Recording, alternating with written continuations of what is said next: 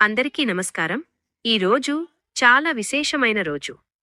ఈరోజు గణపతికి అత్యంత ప్రీతికరమైన రోజు. ఈరోజు ప్రత్యేకంగా గణపతిని పూజిస్తే మన జీవితంలో ఉన్న విఘ్నాలు తొలగి శుభఫలితాలు పొందవచ్చు. ఈరోజు సాయంత్రం సమయంలో జిల్లేడు ఒత్తులతో గణపతి ముందు దీపం వెలిగించండి. ఆ తరువాత భక్తి శ్రద్ధలతో గణపతి రుణ విమోచన స్తోత్రం చదవండి. ఇలా చేయడం వల్ల అప్పుల బాధలు క్రమంగా తగ్గుతాయి. ఇంకా ఒక ముఖ్యమైన విషయం ఏమిటంటే, పిల్లల చేతులతో గణపతికి యాలకుల మాల వేయించి పూజ చేయించండి.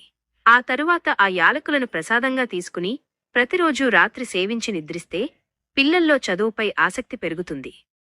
వారిలో కష్టపడే తత్వం ఏర్పడుతుంది. బద్ధకం దూరమవుతుంది. విద్యాభ్యాసంలో మంచి ప్రగతి కనిపిస్తుంది. ఈరోజు గణపతికి మనస్ఫూర్తిగా ఏ సంకల్పంతో పూజ చేస్తే ఆ సంకల్పాలలో విఘ్నాలు లేకుండా గణపతి దయతో పూర్తి అవుతాయి.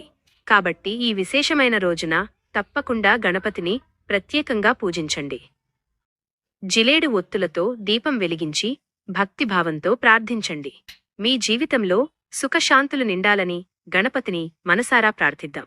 ఈ విధమైన మరిన్ని భక్తి వీడియోల కోసం మా ఛానల్ను సబ్స్క్రైబ్ చేయడం మర్చిపోవద్దు. ధన్యవాదాలు. నమస్కారం.